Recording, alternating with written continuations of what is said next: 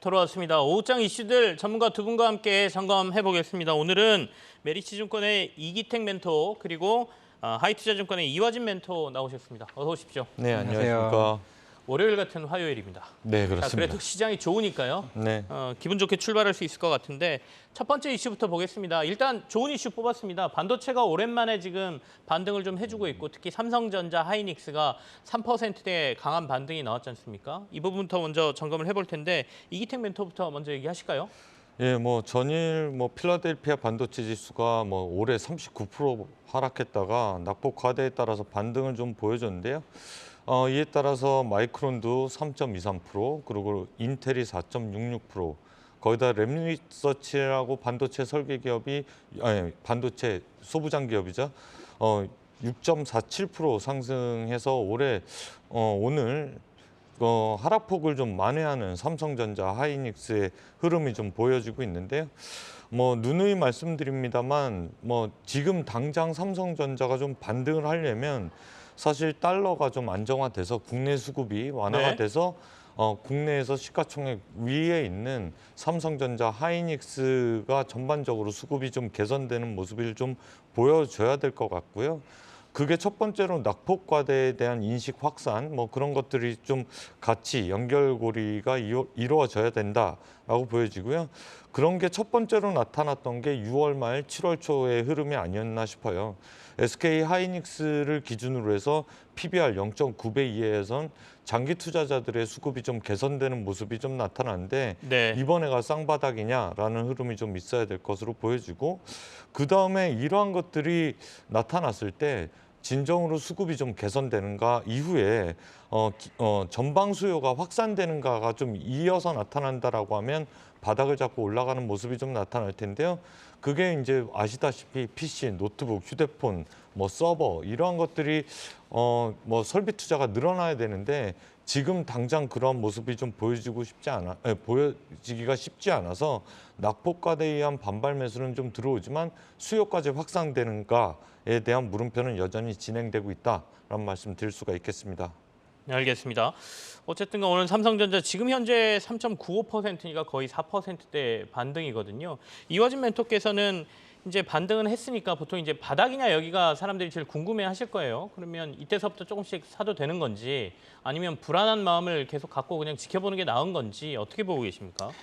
일단은 이제 마이크론이나 이제 키오시아 같은 감산이 계속 얘기가 나왔었는데 이게 10년 전에 이제 일본의 엘피다가 파산했던 그 배경이랑 조금 덤달아 좀 봐야 될 것 같은데요. 당시에는 이제 공급 과잉으로 인해서 대부분의 이제 재고 감산을 그 당시에도 얘기를 했었지만은 결국에 그걸 못 버틴 엘피다가 파산을 했고 지금의 마이크론, 삼성전자, 하이닉스 세 개 업체만 이제 남게 됐었는데요. 근데 결국에는 이제 이러한 흐름들이 이제 향후에 이제 어느 정도 공급 과잉이 어느 정도 벗어나면서 공급 제한으로 된다. 그러면 추후에 이제 수요가 이제 나오게 되면은 그때부터는 좀 본격적으로 나오지 않을까 생각을 하고 있는데 결국 그 흐름이 이제 당시에도 DDR4가 나오고 이제 스마트폰에 대한 본격화에 대한 판매가 나오게 되면서 그 당시 이제 반도체 하이닉스와 관련된 종목들이 쭉 상승했던 흐름을 보았습니다. 그러면 지금 같은 경우는 DDR5가 나오기 위해서는 추후에 이제 인텔의 사파이어 레피즈가 내년에 상반기에 나오고 있다는 얘기가 나왔습니다만은 그런 흐름들이 향후 이제 재고 부분들이 삼성전자가 3분기 실적을 하면서 또 다른 이제 감산 얘기가 나올지는 모르겠습니다만은 이런 흐름들이 4분기에 이어지고 내년 초에 결국 DDR5를 통한 완성형 이런 흐름들이 디램 수요가 나오게 된다고 하게 되면 그런 흐름들이 나올 거고 이제 모바일이 아닌 이제 새로운 영역이 있겠죠. 로봇이나 자율주행이나 VR, XR 같은 다른 영역에 대한 디램 수요가 나오게 된다면은 물론 사이클 자체가 좀 짧아질 수는 있을 것 같다 좀 말씀을 드리겠습니다. 알겠습니다. 반도체 이슈는 이제 일단 오늘은 시장은 좋으니까요. 그리고 좀 장기적으로 좀 봐야 될 부분도 있고 해서 여기서 마무리를 하고 오늘 근데 네이버가 너무 많이 빠져서 네이버를 좀 제가 묻고 싶거든요. 네이버 외국계 증권사의 보고서가 나왔다고는 하는데 이 정도까지 주가가 빠져야 되는지도 조금 의문이고요. 우리 이기택 멘토께서는 오늘 네이버 주가의 7% 이상 지금 빠지고 있는 거 어떻게 보고 계십니까? 우리만의 이슈는 아니죠. 지금 성장주 전반적으로 주가가 사실 좋지 못한 흐름, 그리고 거기다가 지금 이 시국에 네이버가 신규로 미국의 회사를 하나 인수한다고 하죠. 쇼핑몰을 인수한다라고 했는데 예전 같았으면 성장을 위한 베팅이다라고 해서 주가가 반등할 텐데 지금처럼 자금이 말라 있는 상황 속에서 인수할 수 있냐라는 시각이 좀 팽배해져 있는 것으로 보여집니다. 다만 지금 낙폭과대 인식이 네이버까지 퍼지려면 사실은 먼저 수급적으로 시가총액 상위 종목이 안정을 좀 찾고 그다음에 네이버, 카카오 순으로 반등이 좀 나오지 않을까 싶습니다. 무엇보다 코로나 시즌에 가장 수혜를 봤던 종목들이 가장 낙폭이 큰 지금 상황 속에서 성장주들이 그 궤를 같이 하려면 사실 낙폭과대 인식이 먼저 제조 쪽에서 나타나고 난 다음에 소프트웨어 쪽으로 이어지지 않을까 그렇게 평가를 할 수가 있겠습니다. 이어진 멘토께서는 네이버 어떻게 보십니까? 이 정도까지 하락할 만한가요? 뭐 CT에서는 17만 원으로 목표가를 한 46% 정도 내려놓은 상태지 않습니까? 일단은 뭐 시티은행이나 이제 JP모건 같은 리포트에서는 오늘 이제 인수에 대한 부분을 제외한 일단 보고서를 일단 볼 수가 있고, 네. 물론 이제 공매도를 우리나라에서 가장 많은 세 번째로 많은 회사가 또 네이버입니다. 그러면서 이제 외국인 리포트가 나오게 되면서 좀 더 하락폭을 키우는 게 공매도에도 아닌가. 시달리고 있는 상황이고요. 네, 그렇게 하지 않는가 좀 생각도 들고요. 결국에는 이제 포시마크 같은 경우는 중고 패션 플랫폼인데 물론 전년도에 영업이익은 적자 전환을 했던 회사입니다. 결국에는 향후에 이 회사를 이제 12억 달러에 인수를 하고 추후에 얼마만큼 성장 여력이 북미 시장에서 나오냐 여부가 결국에는 인수에 대한 시너지를 발생할 수 있을 것으로 보이고 있기 때문에 물론 오늘 같은 경우는 외국인 매도 보고서에 따라 다르겠지만 추후에 네이버가 포시마크를 통해서 C2C 플랫폼에 대한 흐름이 향후 성장성에 따라서 조금 시장은 밸류가 좀 바뀌지 않을까 생각하고 있습니다. 사실 시장에는 의구심이 있죠. 외국계 증권사들 리포트, 매도, 셀 리포트 나올 때마다 이게 혹시 공매도하고 연결된 거 아니냐 이런 의구심들 많이 가지시는데 뭐 이걸 증명할 길은 아직 없으니 그건 뭐 금융당국에서 해야 될 일이고요. 어쨌든 오늘도 지금 네이버 거의 매도 보고서에 가깝죠. 사실 이렇게까지 목표가를 하향하게 되면 매도하라는 얘기하고 거의 같은데 공매도까지 시달리면서 지금 네이버가 7.2%, 7.4% 이렇게까지 52주 신저가 상황까지 내려온 상태입니다. 경기가 안 좋아지면 M&A가 훨씬 활발해집니다. 왜냐하면 상대 인수할 회사도 값어치가 떨어지기 때문에 네이버도 이 기회를 이용해서 미국의 쇼핑몰 회사 하나를 인수하겠다. 2조 원 이상 들여서 인수하겠다는 뉴스까지 오늘 같이 나왔습니다. 두 번째 이슈로 넘어갈까요? 반도체 이슈가 이어집니다. ARM의 인수 관련된 얘기가 지금 나오고 있습니다. 계속해서 삼성 쪽에 조금 손정희 회장이 러브콜을 보내는 것처럼 언론에 보도가 되고 있는데요. 이 팩트부터 시작해서 이 이슈를 저희가 어떻게 해석해야 되는지 좀 보겠습니다. 이어진 과정부터 얘기하실까요?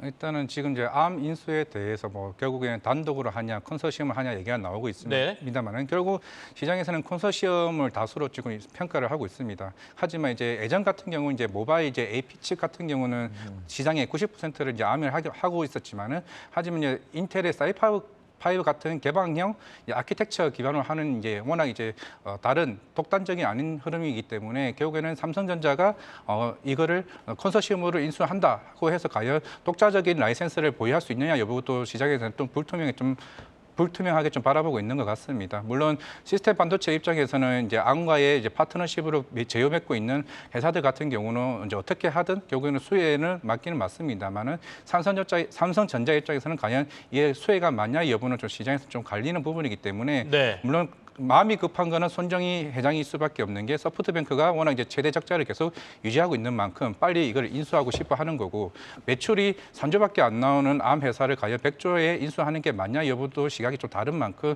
조금 시장에 따라서 삼성전자의 항방이 또 다르지 않을까 그렇게 생각하고 있습니다.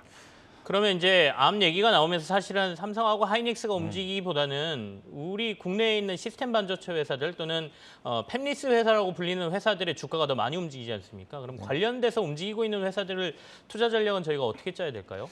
예, 뭐 말씀드리자면 오늘 뭐 칩셋 미디어라든가 여러 네. 종목들이 이제 설계하는 업체들이 동반해서 상승하고 있는데요.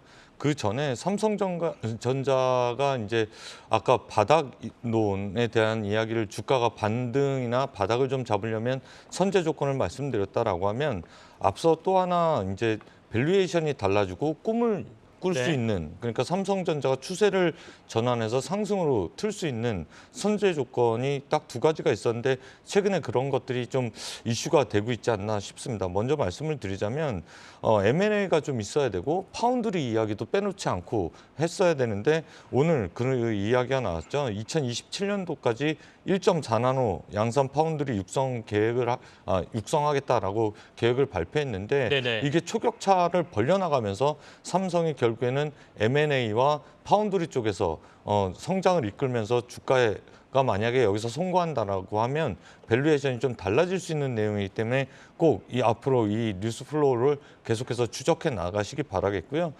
그렇다고 해서 국내에 칩을 개발하는 업체들이 낙폭과대 반등 이상의 의미를 줄 수 있느냐? 뭐 지금 ARM 인수 관련해서 이 회사들이 실적이 얼마나 동반되는지는 알 수 없거든요. 네네. 지금 현재 주가가 반등 나오는 정도의 실적을 동반하냐라고 했을 때 거기에 확답을 못한다라고 하면 이 기회에 주식이 올라왔으니까 현금화할 수 있는 기회로 삼으셔야 되지 않나 그렇게 말씀을 드릴 수가 있겠습니다. 알겠습니다. 주가가 좀 오른 종목에 투자하고 계시는 분들은 이 기회에 조금 차익 실현하시는 것도 좋은 전략이 될 수 있다라는 말씀입니다. 사실 ARM과 직접적으로 연관돼 있는 우리나라 시스템 반도체 회사가 있다라고 보기는 좀 힘들 수도 있거든요. 물론 관계가 좀 있는 회사들도 있습니다만, 그래서 소문에 주가가 급등한 회사들 같은 경우에는 차라리 차익 실현해라 이런 조언으로 저희가 들으면 될 것 같네요. 다음 이슈 보겠습니다. 다음 이슈는 현대글로비스가 미 중고차 시장 진출을 선언을 했습니다. 국내도 이제 현대차를 비롯해서 대기업들이 중고차 시장에 진출할 수 있도록 길을 열어줬지 않습니까? 이거하고 이제 같이 시너지를 내겠다 이렇게 볼 수가 있겠는데요. 이기택 멘토부터 이 얘기 점검하시죠. 예, 뭐 이제 현대글로비스가 운영하게 될 회사는 미국의 이제 펜실베니아에 있는 회사이고 지분 100%를 인수해서 결국에는 중고차 북미 지역에 진출하겠다라는 큰 그림을 그리고 있는데요. 뭐 그렇다라고 해서 이 뉴스를 통해서 현대글로비스가 중고차 시장에 진출해서 급격스럽게 성장한다라기보단 앞으로 있을 중고차 시장에서 어느 정도 시장 확대에 포석을 담았다라고 볼 수가 있겠고요. 네. 2025년도까지 경매장 6개를 확대하고 현대차가 이제 중고차 시장에 진출하는 교두보를 마련했다라는 평가인데요.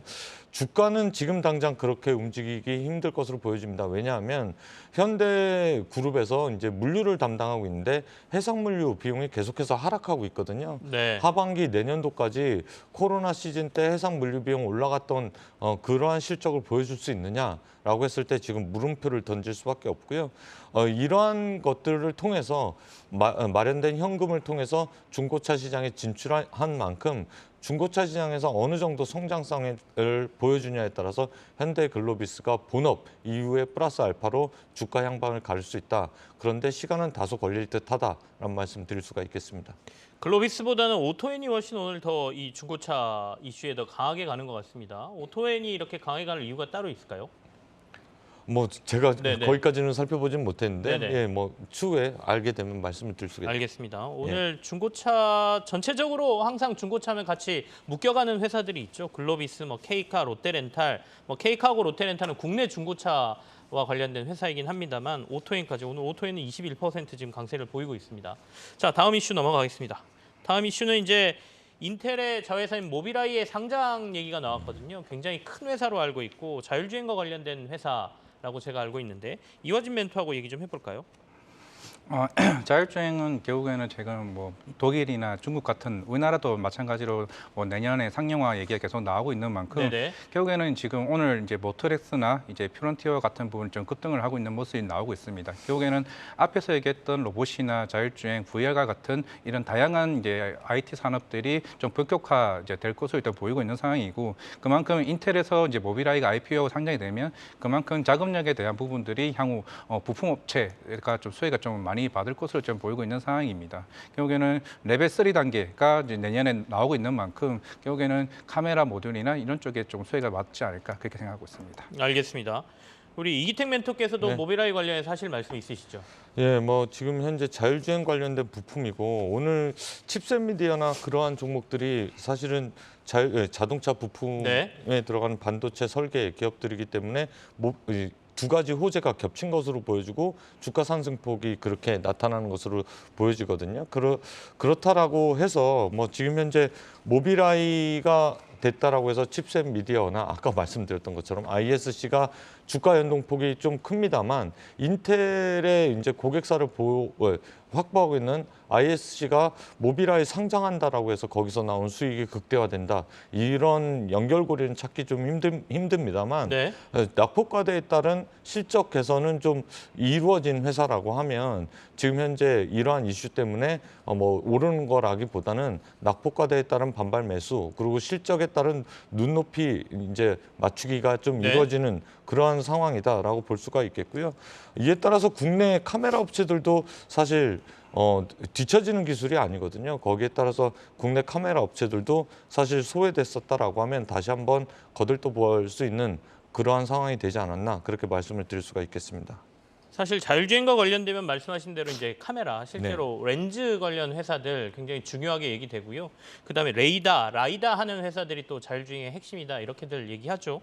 앞서 이제 인포뱅크, 텔레칩스, 퓨런티어 이렇게 세 종목이 좀 오늘 강세다라고 얘기가 나왔는데 혹시 이기태 기사님은 만약에 내가 자율주행에 투자한다라고 하면 탑픽으로 갖고 계신 종목이 있으신가요? 예, 뭐 지금 현재 그 기 고객사를 확보하고 그리고 뭐 앨런 머스크도 얘기했잖아요. 네네. 아까 방금 전에 말씀하셨지만 라이다나 레이다보다는 카메라로 모든 자율주행을 인공지능을 통해서 시행하겠다라고 했기 때문에 국내 휴대폰서부터 자동차까지 계속해서 라인업을 해나가는 그리고 고객사를 확보해 나가는 국내 굴지의 카메라 회사들이 있습니다. 뭐 MC넥스가 대표적이고요.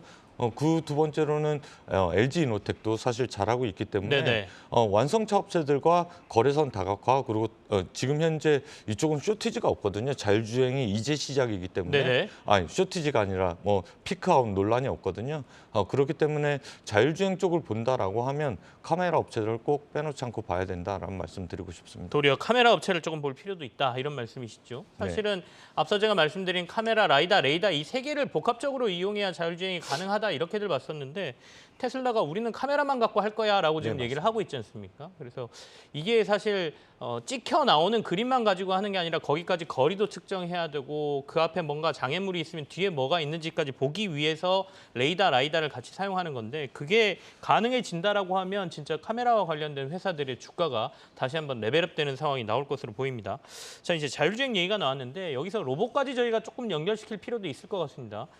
우리 이화진 멘토께서는 네. 일단 뭐 좀 실망스럽다라고 하신 분들도 있어요. 뭐 테슬라의 AI 데이 보고 야, 저 정도 수준 다 만드는 거 아니야라는 얘기도 나오지만 또 나름 의미를 부여하시는 분들이 있더라고요. 오늘 로봇 관련 주가들도 뭐 다 같이 반등하고 있기 때문이긴 합니다만은 좀 오르고 있고요. 로봇 관련주들은 어떻게 보고 계시나요? 일단 로봇 관련주 중에서는 그나마 제일 기대하는 회사가 이제 로보티즈라는 회사인데요. 네. 여기는 이것도 결국은 물류 로봇 쪽입니다.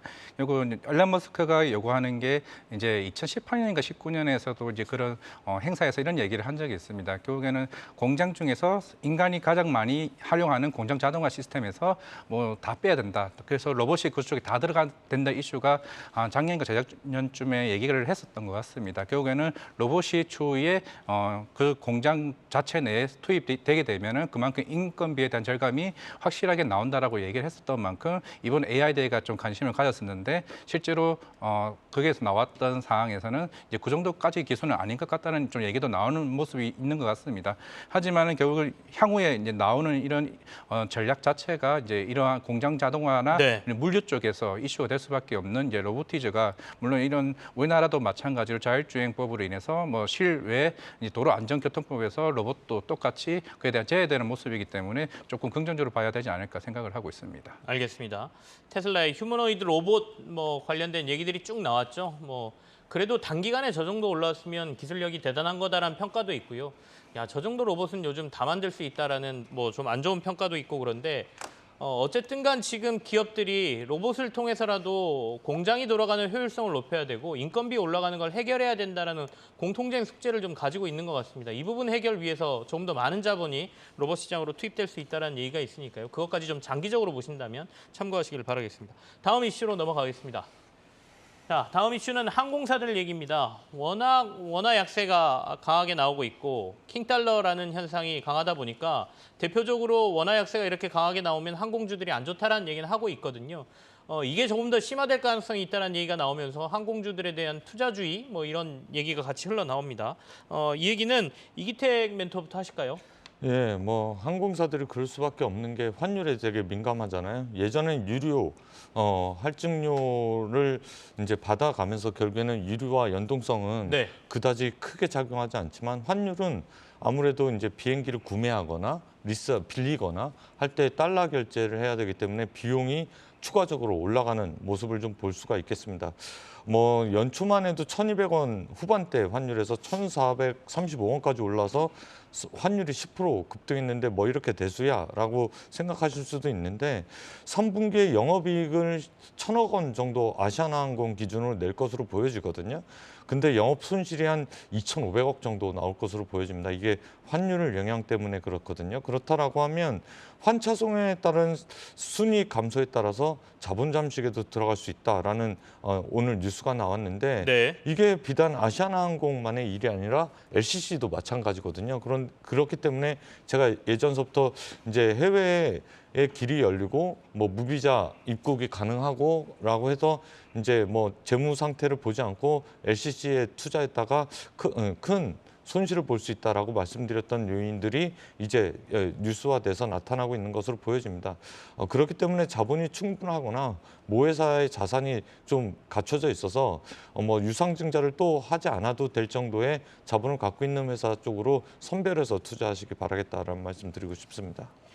이워진 멘토께서는 이 항공사 이슈, 환율 급등과 관련된 어떻게 보고 계십니까? 위험성이 좀 높다라고 보고 계세요? 일단 아시아나항공 같은 경우도 이제 시장에서 제일 중요하게 보는 게 자본 네. 잠식률이 50% 이상이 되게 되면은 일단은 관리 종목으로 지적이 됩니다. 그러니까 지금 아시아나항공이 45% 정도 있고 이미 LCC나 이런 회사들은 이미 완전 자본 잠식에 이제 포함되는 부분인데 결국 이게 3분기 실적 발표에 따라서 물론 어느 정도 예상은 되고 있습니다. 뭐 환율 자체야 뭐 1분기 때부터 계속 이제 100원 이상씩 이제 상승했던 부분이기 때문에 그런 외환 차손에 대한 손실은 어느 정도 감안해야 될 것 같고 결국에 주요 포인트는 대한항공과 아시아나항공의 기업 결함에 따라서 그에 대한 현금 속 유동화에 따라서 아까 앞에 말씀드린 이사님 말씀대로 이런 진해화나 이런 부분들이 현금이 얼마나 버틸 수 있느냐에 따라서 좀 시장이 좀 판가름이 선별되지 않을까 좀 그렇게 생각하고 있습니다. 사실 리오프닝 관련주로 여행주도 얘기하지만 가끔 항공주도 말씀을 드렸거든요. 그렇다 보니까 개인 투자자 여러분들은 항공주 투자하신 분들도 꽤 계셨을 것 같은데 이제는 환율 때문에 뭐 자본 잠식 얘기 나오고 뭐 이러니까 주가는 빠지고 고민이 좀 되실 것 같습니다. 그래도 이제 아까 말씀하신 LCC 같은 경우에는 뭐 그렇다 치고 이제 국적항공사라고 하는 큰 대형 항공사에는 아시아나하고 대한항공 딱 2개 남은 거고 어차피 두 회사 같은 회사인데 아시아나 자본 잠식 된다고 뭐 없앨 것도 아니고 그런 관점에서 본다면 이런 식의 주가가 이렇게 빠지면 그냥 난 사둘래라는 분도 계실 것 같거든요. 그 의견에 대해서는 어떻게 생각하세요? 앞으로 자본 잠식을 어떻게 해결해 나가는지 네. 그리고 구조조정을 어떻게 해결해 나가는지 뭐 시계열을 뭐 20년 전으로 돌리면 뭐 하이닉스가 그러한 모습을 좀 보였고 네. 그 뒤에 조선사들이 좀 구조조정의 그러한 모습을 보여서 지금 대우조선해양을 사실 매각한다 그러한 이슈가 나온 게 10년 전 일이거든요. 그렇기 때문에 뭐 한화에서 대우조선해양을 인수한다라는 게 그 긴 시계열을 돌리는 이야기이기 때문에 섣불리 들어가셨다가는 네. 크게 고생을 할 수가 있기 때문에 이번 분기 이후에 아시아나항공이 어떻게 자본 조달을 하고 어떻게 기사회생할 수 있는지 그리고 LCC 쪽에서도 구조조정 이후에 인수합병이 어떻게 일어나서 자본 건전성이 어떻게 일어나는지 주가가 올랐더라도 그 시절에 투자하는 게 훨씬 더 안정적인 투자가 되지 않을까 그렇게 평가할 수가 있겠습니다. 어느 정도 방향성이 잡힌 다음에 투자하는 게 맞지 지금은 좀 위험하다는 말씀이세요. 근데 네. 뭐 일단은 그거 해결하라고 대한항공 보고 아시아나 인수하라고 한 거 아니겠습니까? 이화진 과장께서는 어떻게 평가하십니까? 일단은 뭐 항공사 같은 경우 네. 미국에서도 마찬가지지만 코로나에 대한 부분이 우선적으로 재정 지원을 할 수 있는 업체가 대부분 이제 비행 업체이고 물론 최근에 리오프닝으로 인해서 이제 여객 수요도 계속 꾸준히 좋아졌고 물론 화물 운임 같은 경우는 코로나의 소외를 받기는 했습니다만은 이제 올해부터는 조금 상쇄되는 부분이 있는 만큼 실질적인 부분에서 사실 걱정은 안 되지만은 앞에서 얘기했던 결국 환율로 인한 완전 자본 잠식 우려가 있긴 합니다만은 결국에는 정부 차원에서는 어느 정도 지원이 좀 필수 불가결이지 않을까라고 생각을 하고 있기 때문에 그런 부분은 조금은 측면에서는 조금 나아지지 네. 않을까라고 생각을 하고 있습니다. 알겠습니다. 아주 긴 안목에서 제가 말씀드린 겁니다. 당장은 지금 환율 때문에 항공사들이 굉장히 어렵다는 얘기를 하기 위해서 이 이슈를 꺼낸 거고요. 뭐 채팅창에는 다른 주식들 좋은 주식들 널렸는데 뭐하러 항공주 사냐고 하시는 말씀이 있는데 그 얘기도 맞습니다. 얼마든지 주식시장에는 선택이 저희가 할 수 있는 것들이 많지 않습니까? 이왕이면 지금 이 상황에 좋은 주식 보면 되기 때문에 항공주 이슈는 이제 지금 자본 잠식 이슈가 나왔기 때문에 저희가 한번 살펴드렸다 이렇게 이해하시면 될 것 같습니다.